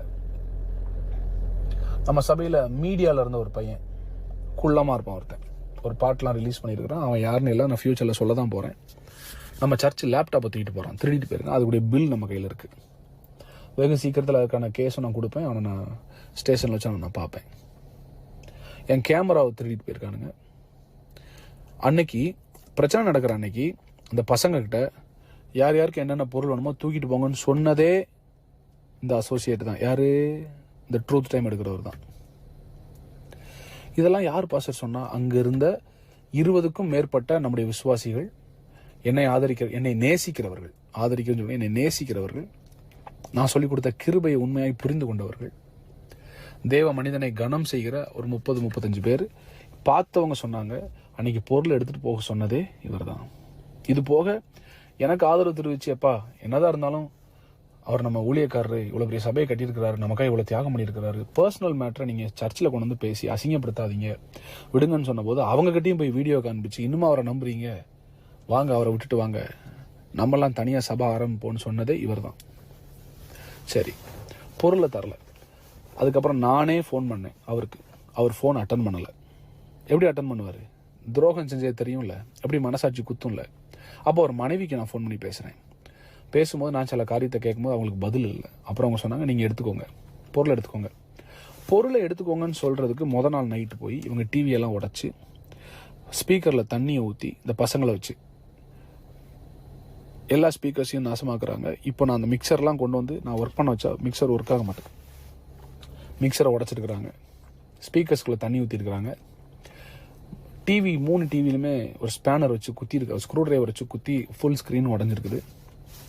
ஒன்று பொருளை ஏன்ட்ட விட்டுட்டு போ, இல்லாட்டா உனக்கு அது தரமாட்டேன்ற ஒரு எண்ணத்தில், யாருக்கும் கிடைக்கக்கூடாது, எங்களுக்கு கிடைக்காது யாருக்கும் கிடைக்கக்கூடாதுன்ற எண்ணத்தில் அதை சிதைக்கிறாங்க. சரி, அது ஒரு பக்கம் போட்டு இதெல்லாம் நடக்கும்போது அடுத்து இந்த டீம் என்ன பண்ணுறாங்கன்னா, நம்முடைய சபை கட்டடத்துக்காக கிட்டத்தட்ட நம்ம வந்து 87 லட்சத்துக்கிட்ட நம்ம சேகரித்தோம்.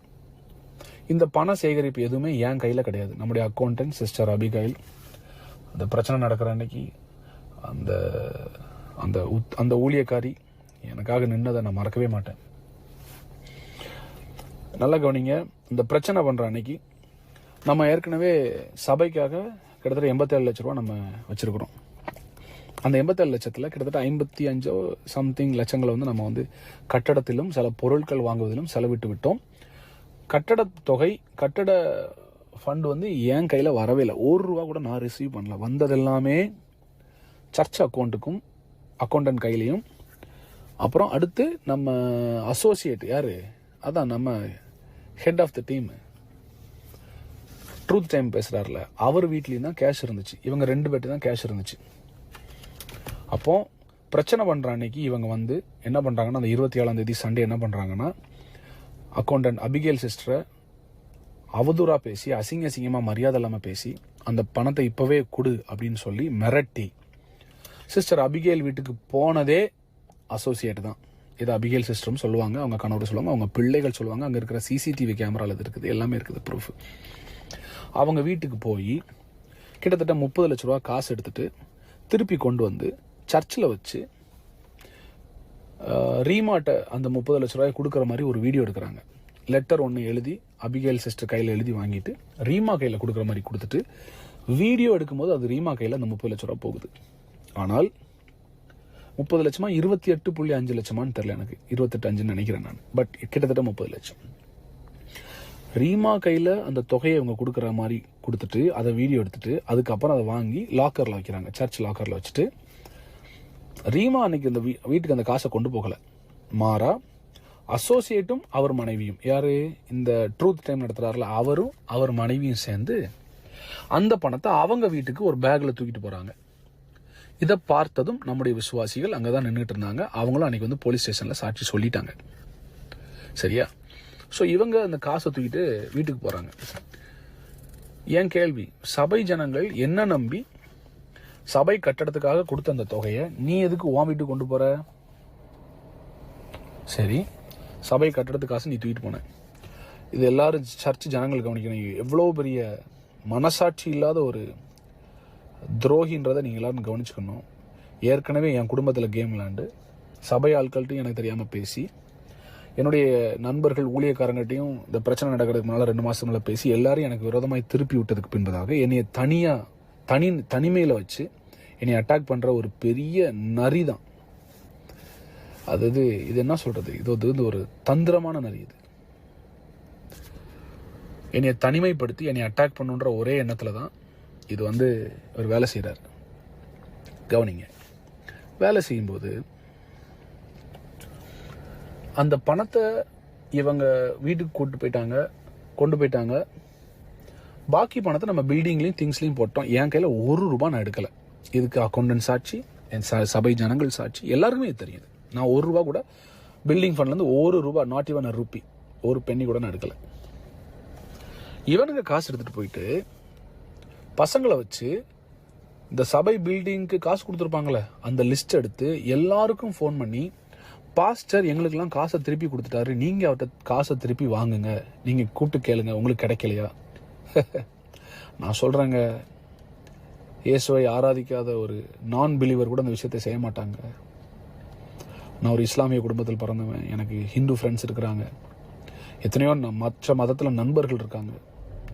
அவங்க கூட இந்த அளவுக்கு ஒரு மனுஷனை வேதனைப்படுத்துவாங்களான்னு தெரில, அவ்வளோ வேதனைப்படுத்துனாங்க. நீ எல்லா ஜனங்களும் எனக்கு ஃபோன் பண்ணி காசு கேட்க ஆரம்பிச்சாங்க. நான் சொன்னேன், என்கிட்ட காசு இல்லை, காசு அவங்க தான் தூக்கிட்டு போயிருக்காங்க, உங்கள்கிட்ட தானே கொடுத்தோம், நீங்கள் எங்களுக்கு தாங்க. இந்த அசோசியேட் அன்னைக்கு நின்று சர்ச்சில் நீங்கள் கொடுத்த டைத்தெல்லாம் திருப்பி கேளுங்க அவர்கிட்ட. அசிங்கமா இல்லை? அசிங்கமா இல்லை உனக்கு? நீங்கள் கொடுத்த டைத்தெல்லாம் திருப்பி கேளுங்க, நீங்கள் கொடுத்த ஆஃபரிங்லாம் திருப்பி கேளுங்க அவர். அவர் உங்கள் பணத்தில் தான் வாழ்ந்துட்டு இருக்காரு. யார் பணத்தில் வாழ்றா? கர்த்தர் என்னை போஷித்தார். இங்கே யாரும் பணத்துக்கு உரிமை கொண்டாட முடியாது. ஏன்னா அவங்களுக்கு கொடுத்ததும் ஆண்டவர் தான், கொடுக்க சொன்னதும் ஆண்டவர் தான். எனக்கு மென்டல் டார்ச்சர் கொடுத்தானுங்க. ஸோ இந்த பணத்தை ஜனங்கள் எனக்கு ஃபோன் பண்ணி நீங்கள் எங்களுக்கு தரணும்னு சொல்லி எனக்கு பிரச்சனை பண்ணி, அப்புறம் நான் ஒரு சிலர்கிட்ட பெரிய அமௌண்ட் கொடுத்தவங்கள்ட்ட பேசி கொஞ்சம் எனக்கு டைம் கொடுங்க. அப்போ கூட நான் இவனுங்களை காட்டி கொடுக்காம எனக்கு ஒரு சின்ன லேண்ட் ஒன்று வாங்கியிருந்தேன். அந்த லேண்டை விற்று அந்த லேண்டில் இருக்கிற காசை என்ன செஞ்சிடலாம், இந்த காசு கொடுத்த ஆட்களுக்கு கன்ஸ்ட்ரக்ஷன் பில்டிங் ஃபண்டு கொடுத்தவங்களுக்கு கொடுத்துடலான்னு சொல்லி அந்த லேண்டை நான் விற்க போனேன். அது விற்கிறதுக்கு ஒரு புரோக்கர்கிட்ட பேசினேன். அந்த புரோக்கர் லேண்ட் அளந்துட்டு இருக்கிறார். அவருடைய பேர், அவர் ஒரு ஊழியக்காரர் தான், சார் வலன் சொல்லிட்டு, வலன் அரசு அவர் பேர். ஏன்னா எதுக்கு இதெல்லாம் சொல்கிறேன்னா, நான் ஏதோ பொய் சொல்கிறேன்னு நீங்கள் நினச்சிடக்கூடாது. அவர் பேர் வலன் அரசு. அவர் வந்து நான் நினைக்கிறேன் காரமட பக்கத்தில் ஏதோ ஊழியம் பண்ணிட்டு இருக்கிறார். அவர் அந்த புரோக்கர் வேலையும் அவங்க பண்ணுறாங்க, லேண்ட் புரோக்கிங் பிஸ்னஸும் பண்ணுறாரு. அவர் லேண்ட் அவர் அளந்துட்டு இருக்கும்போது அங்கே வந்து நின்று இந்த அசோசியேட் வந்து நின்று இந்த லேண்டை விற்கக்கூடாது. ஏண்டா நீ are you professionally train to kill someone? ஒருத்தனை கொலை செய்வதற்காக நீ வந்து வளர்க்கப்பட்டவனா நீ? ஒருத்தனை வந்து இல்லாமல் ஆக்குறதுக்கு. நீங்கள் இந்த ஆடியோ கேட்குற எல்லாருக்கும் நான் சொல்கிறேன், என்னை ஒரு டாக்டர் செக்அப் பண்ணிட்டு கேட்டார், உங்களுக்கு எப்படி ஸ்ட்ரோக் வராமல் இருந்துச்சு? இவ்வளோ டென்ஷன், ஹைப்பர் டென்ஷன், இவ்வளோ ப்ரெஷரில் உங்களை ஃபுல்லாக யூடியூப்பில் உனக்கு வீடியோ ரிலீஸ் பண்ணுறானுங்க, காசு கேட்டு மிரட்டுறானுங்க, இன்னொரு பக்கம் ஒரு பையனை வெட்டு உன்னை கொலை பண்ணுறேன்னு சொல்கிறானுங்க, சபையை நிறுத்திட்டானுங்க, உங்கள் மனைவிக்கு உங்களுக்கு இருந்த சின்ன மிஸ் அண்டர்ஸ்டாண்டிங் அவன் பயன்படுத்தி உள்ளே பூந்து பெரிய பிரச்சனையாக்கி பெர்மனெண்ட்டாக அவன் பிரித்து விட்டுருக்கிறான், இவ்வளவும் அவன் பண்ணியிருக்கிறான். எப்படி சார் நீங்கள் இருந்தீங்க? என்னுடைய ப்ரெஷரை செக் பண்ணிட்டு கேட்டார், உங்களுக்கு இந்நேரம் ஸ்ட்ரோக் வந்திருக்கணுமே, ஹார்ட் அட்டாக் வந்திருக்கணுமே, நீங்கள் எப்படி இருந்தீங்க? நான் சொன்னேன், என்னை ஆண்டவர் காப்பாற்றினார், என் ஆண்டவர் என்னை கைவிடலை.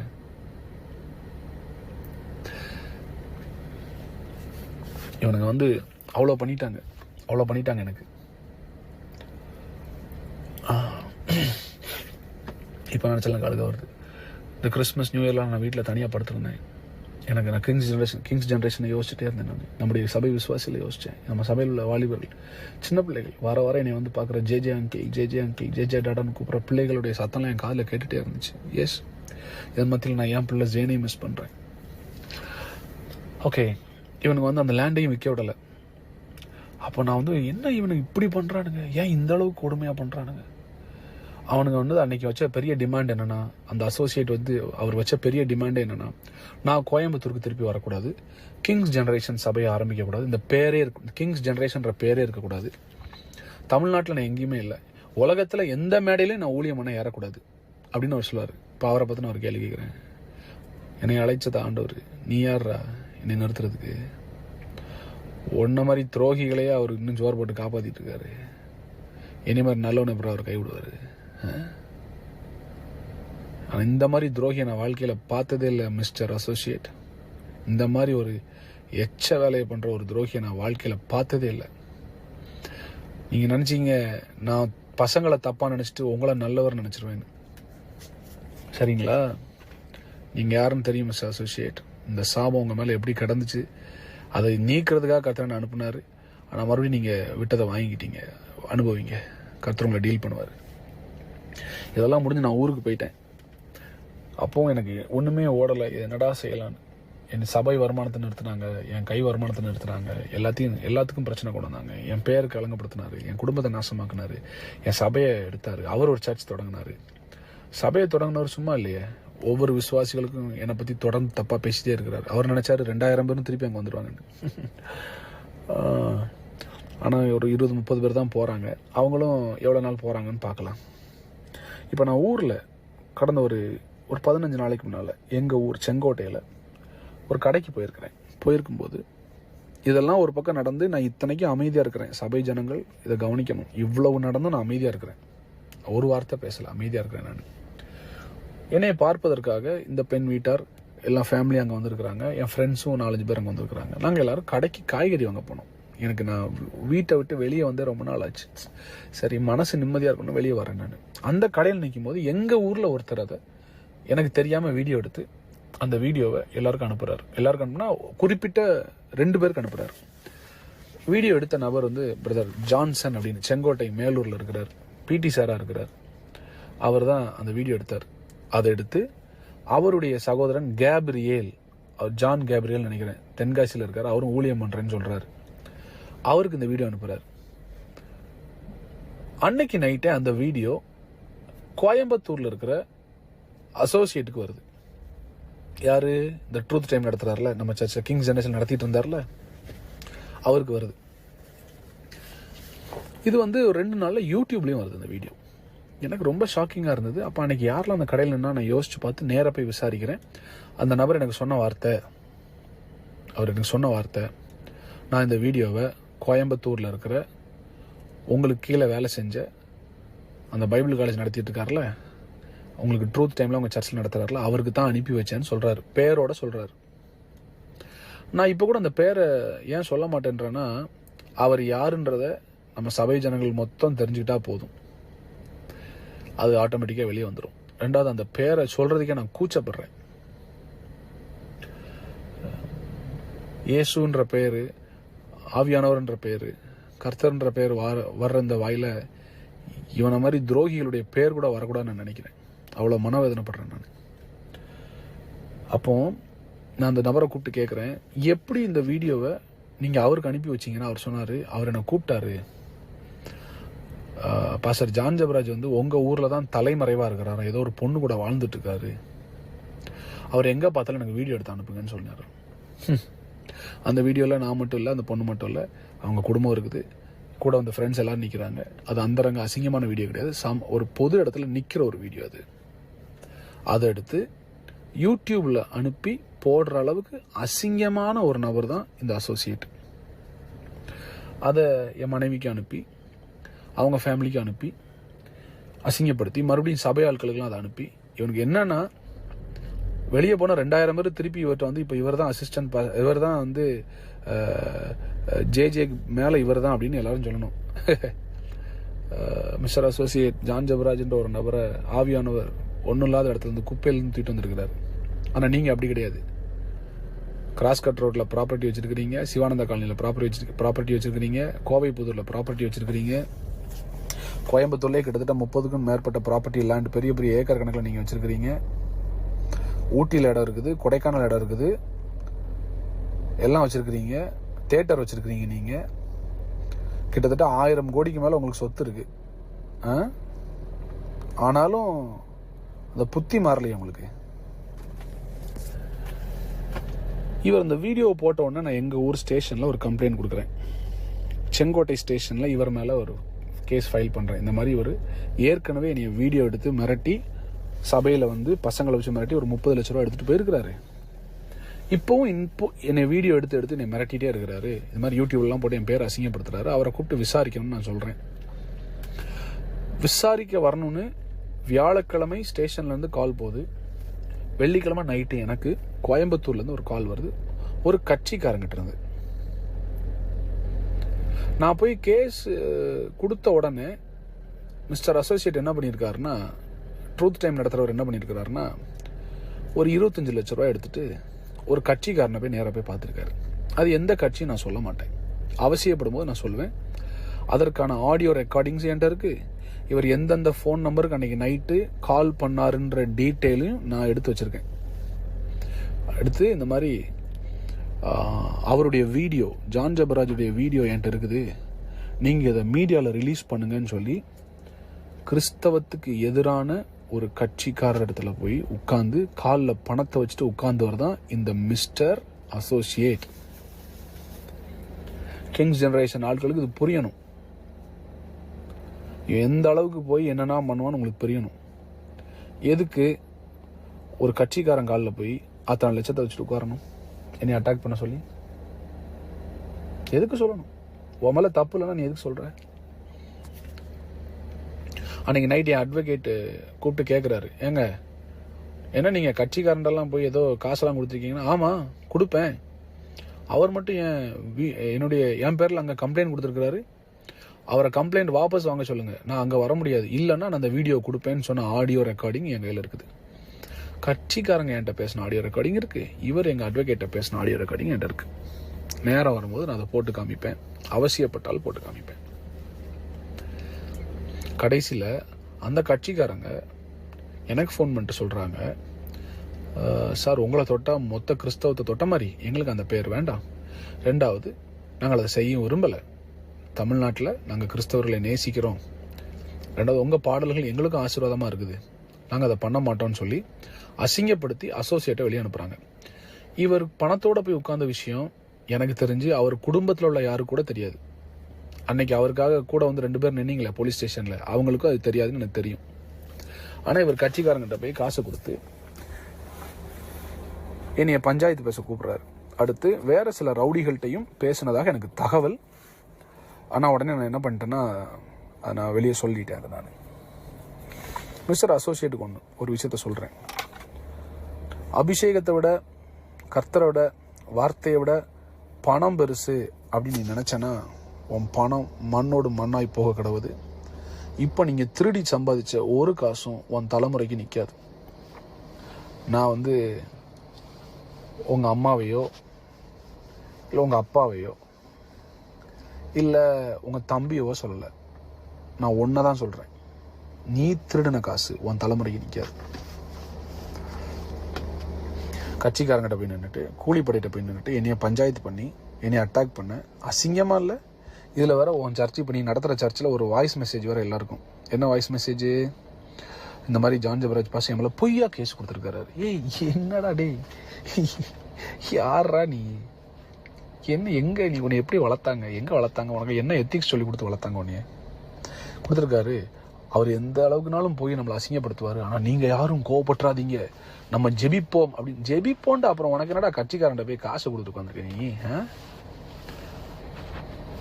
திருடா கொடுத்துட்டு அதுக்கப்புறம் விசாரணைக்கு வர சொன்னால் இவர் விசாரணைக்கு வரல. சரிங்களா? மாறா இவர் ஏன் மேலே ஒரு கம்ப்ளைண்ட் கொடுக்குறாரு.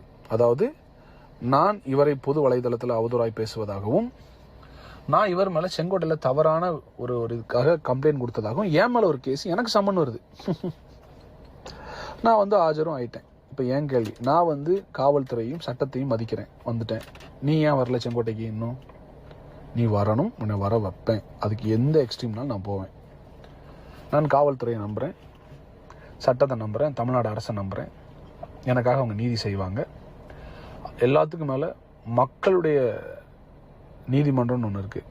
ஃபேஸ்புக் இருக்குது, இன்ஸ்டாகிராம் இருக்குது, யூடியூப் இருக்குது. நானே வந்து வீடியோ போடுவேன். நீ என்னடா என்னை வீடியோ வச்சு மிரட்டுறது? நான் நேராக வந்து வீடியோ சொல்கிறேன். ஜனங்கள்கிட்ட எதுதான் நடந்துச்சு நான் சொல்கிறேன். அது தெரிகிற வரைக்கும் தானே நீ என்னை மிரட்டிட்டு இருப்ப. நான் இப்போ தைரியமாக வந்து சொல்ல ஆரம்பிச்சிட்டேனே. இப்போ இந்த ஆடியோவே யூடியூப்பில் வருமே, வரட்டும். ஆமாம், இதை கேட்குற யூடியூப்காரங்க உங்களுக்கு ஏற்ற மாதிரி எந்த டைட்டில் போட்டால் ஜனங்கள் வந்து நிறையா வியூஸ் கொடுப்பாங்க, தயவுசெய்து இந்த எச்சத்தனமாக வியூஸ்க்காக இன்னொருத்தன் வாழ்க்கையில் விளையாடாதீங்க. அது பெரிய சாபமாக மாறிடும், உங்களுக்கு பெரிய சாபமாக மாறிடும். இப்போ நான் சொல்கிறது புரியாது, உங்கள் தலைமுறை அதை இருக்கும்போது உங்களுக்கு தெரியும். மறுபடியும் கிங்ஸ் ஜென்ரேஷன் ஆட்களுக்கு சொல்கிறேன், இவனை நம்பி ஏமாந்து நாசமாக போன எல்லாருக்கும் ஒரு அறிவுரை. நீங்கள் திருப்பி நான் கிங்ஸ் ஜென்ரேஷன் ஆரம்பிக்கும் போது நீங்கள் வந்தாலும் சரி வரலாட்டாலும் சரி அவன் பக்கத்தில் யாரும் போயிடாதீங்க. அது உங்களுக்கு பெரிய சாபம். இவ்வளோத்தையும் செஞ்சுட்டு நல்லவன் வேஷம் போடுற அவரை சீக்கிரத்தில் ஆண்டுடைய நியாயத்திற்பின் கோட்டில் நான் பார்ப்பேன். கட்டாயம் நான் பார்ப்பேன். அதை கட்டாயம் எனக்கு அதை செய்வார். கிங்ஸ் ஜென்ரேஷன் ஆட்களை நான் சொல்ல விரும்பினேன். உங்களுக்கு தெரியணும், நான் கோயம்புத்தூர் ஸ்டேஷனில் வந்து உட்காரும்போது, காவல்துறை அதிகாரி முன்னால் உட்காரும்போது, இவர் கூட நம்ம சபையிலேருந்து ஒரே ஒருத்தர், யார், யூஜின் அப்படின்னு ஒருத்தர் வந்தார். அந்த யூஜின் யார், ஏற்கனவே சபை நடத்தி சபை ஜனங்கள்லாம் விட்டுட்டு போய் உடம்பு சரியில்லாமல் பாதிக்கப்பட்டு நம்முடைய சபைக்கு ஒரு நாள் வந்து ப்ராஃபட் டிஜோவை பார்க்கணுன்னு என்கிட்ட கேட்டு நான் ப்ரேயர் அப்பாயின்மெண்ட் வாங்கி கொடுத்து அதன் பின்பதாக நம்முடைய சபையிலே வச்சுருந்தேன். அவருக்கு நான் சேலரி கொடுக்கல. ஆனால் அவரும் ஒரு பாஸ்டர் நம்ம சர்ச்சில் நான் அனௌன்ஸ் பண்ணேன். நம்ம சர்ச்சில் ஏற்கனவே 12-13 பேருக்கு நம்ம சேலரி கொடுத்ததுனால என்னால் சபை வருமானத்துலேருந்து கொடுக்க முடியாதுனால அவர் நான் சேலரி கொடுக்கல. ஆனால் அதுக்கு பதிலாக அவர் மகளுடைய படிப்புக்கு நான் செலவு பண்ணியிருக்கேன். கடைசி எனக்கு ஞாபகம் இருக்குது, இந்த சபை மூடுறதுக்கு ஒரு வாரத்துக்கு முன்னால் கூட நான் அவருக்கு 1 லட்ச ரூபா அனுப்புனேன். அவருக்கு இது தெரியும், என்ன செய்ய போகிறாங்கன்னு தெரியும். 1 லட்ச ரூபா நான் கொடுத்துட்டு வந்தேன் அவருக்கு. அவர் வந்து நேற்று அவர் கூட காவல்துறை காவல் நிலையத்தில் வந்து உட்காந்துருக்கிறாரு அவரும். நான் மறுபடியும் சொல்கிறேன், இந்த ஆடியோவை நான் என்னுடைய சபை ஜனங்களுக்காக தான் போடுறேன். இது பொது இடத்துக்காக கிடையாது. இது வெளியே வந்தால் இதற்கு நான் பொறுப்பல்ல. ஜான் ஜெபராஜ் ஆகிய நான் இதுக்கு பொறுப்பல்ல. இது என் சபை ஜனங்களுக்கு நான் போடுற ஆடியோ. காரணம், இத்தனையும் செய்துவிட்டு பணத்தை எடுத்துட்டு ஜனங்களை ஏவி விட்டு திருப்பி ஏன்டா பணம் கேட்க வைக்கிற அந்த அசோசியேட்டோட முகம், ஒரிஜினல் கலர் என்னன்னு எல்லாருக்கும் தெரியணுன்றதுக்காகத்தான் இதை நான் வெளியிடுறேன். என் ஜனங்களுக்காக ஏற்படுத்தப்பட்டது. இது எங்கள் சபை வாட்ஸ்அப் குரூப்புக்காக மாத்திரம் நான் அனுப்புகிற வாட்ஸ்அப் மெசேஜ் இது. ஸோ எனக்காக நிற்கிற, என்னை நேசிக்கிற, குறிப்பாக இந்த சீசனில் என் கூட வந்த ஒரு சிலரோடு மாத்திரம் நான் பயணிக்க விரும்புகிறேன். இவ்வளோ நடந்தாலும் வெளியில் எங்கள் அண்ணனை நாங்கள் நேசிக்கிறோம், ஜேஜே நாங்கள் நேசிக்கிறோம். அவர் எங்கள் பிள்ளை மாதிரி, அவர் ஒரு ஊழியக்காரன். அவரால் எத்தனை சபைகள், எத்தனை கோடி மக்கள் ஆசீர்வதிக்கப்பட்டிருக்கிறாங்க. அவர் பாடல்கள் எங்களுக்கு ஆசீர்வாதமாக இருக்குது. என்ன இருந்தாலும் அவர் ஒரு தெய்வ மனுஷன், எங்கள் பிள்ளை மாதிரின்னு சொல்லி என்னை நேசிக்கிற எல்லா ஊழியர்களுக்கும் நன்றி, எல்லா நல்ல உள்ளங்களுக்கும் நன்றி. உங்களை நான் நேசிக்கிறேன், உங்களுக்காக நான் ஜெபிக்கிறேன். கிங்ஸ் ஜென்ரேஷன் சபை மக்கள், வருகிற ஜூன் 1ஆம் தேதி நம்ம கட்டின அதே கட்டடத்தில் மறுபடியும் நம்ம சபையை தொடங்குவோம். அதற்கான காரியங்கள் போய்கிட்டு இருக்குது. நீங்கள் எல்லாரும் வருவீங்க நான் விசுவாசிக்கிறேன். வர்றவங்க வாங்க, நாம் சேர்ந்து தேவராஜ்யத்தை கட்டுவோம். தொடர்ந்து நாம் பயணிப்போம். கர்த்தருடைய நாமத்தை மாத்திரம் உயர்த்துவோம். I love you all. I seriously missed you all these months. உங்களை நான் மிஸ் பண்ணுறேன். சீக்கிரம் உங்களை சந்திக்கிறேன். கர்த்தர் நல்லவர். Thank you so much. Love you. Bye.